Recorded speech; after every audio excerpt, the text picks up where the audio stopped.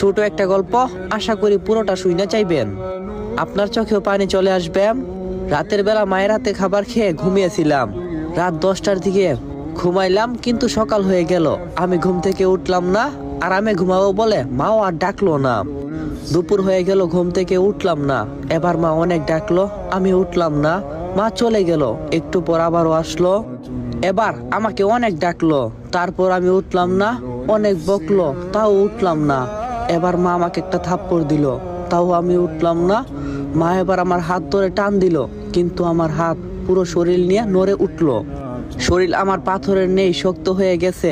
মা কিছু না বলে চুপ করে রুম থেকে বের হয়ে বাবাকে ডাক দিয়ে নিয়ে আসলো। একটু পর বাবা ডাকার পরেও আমি উঠলাম না। এবার বাবার চোখে পানি চলে এসছে। বাবা বলল, উঠে আয়, তোকে আর কোনো কিছু বলবো না। যেমন করে থাকতে চাস তেমন করেই থাক, তবুও তুই উঠে পড়। তোকে আমি আজকে নতুন ল্যাপটপ কিনে দেব। আমি অবাক হয়ে দেখছি বাবা এত করুণা করে কোনোদিন আমাকে বলে না, অথচ আজ বলছে। আমি উঠে আসতে চাচ্ছি, কিন্তু কিছুতেই উঠতে পারছি না। এদিকে বাবা নানা রকম লোভ দেখিয়ে বলছে উঠে আসতে। একটু পর আমার বাড়িতে অনেক মানুষ চলে আসলো। এদিকে মা কাঁদছে।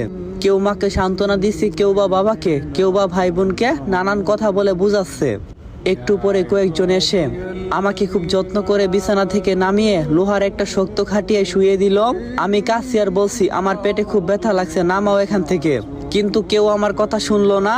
একটু পর ওই মানুষগুলা গরম পানি নিয়ে এসে আমার শরীরে কিছুটা পানি ঢেলে দিল। ইস, আমার শরীরটা পুড়ে গেল বলে চিৎকার করছি, কেউ আমার কথা শুনছে না। আমাকে পরম যত্নে গরম পানি দিয়ে খুব সুন্দর করে ঢলে ঢলে ধুইছে।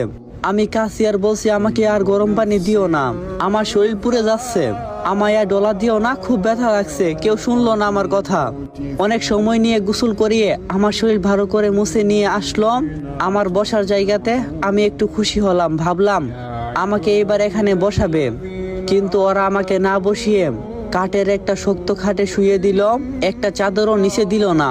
একটু পরে মা বোন আরো কয়েকজন মিলে আমাকে একটা সাদা কাপড় পরালো। অনেক আদর করে আমার মুখে হাত বুলাচ্ছে আর কাঁদছে। এত আদর কোনোদিন করেনি আমার মা আমাকে। আমি অনেকবার বললাম কান্না থামাতে, কিন্তু কেউ কিছুতেই কান্না থামাচ্ছে না। আমি এত করে বলছি কেঁদো না, মা কিছুই শুনছে না আমার কথা। একটু পর কয়েকজন এসে আমার পা আর মাথা বেঁধে দিল। কথা বললাম একটু খুলে দো বাঁধন, কেউ আমার কথা শুনলো না। মাকে সরিয়ে দিয়ে আমাকে নিয়ে যেতে লাগলো। মা কিছুতেই নিয়ে যেতে দিচ্ছে না আমায়। ভাই বোন সব চুপ হয়ে কাঁদছে, আর কেউ কিছু বলছে না। কত করে বলছি ডিস্টার্ব করিস না আমাকে, একজন আমার কথা শুনলো না, কেঁদেই চলছে। একটু বেশি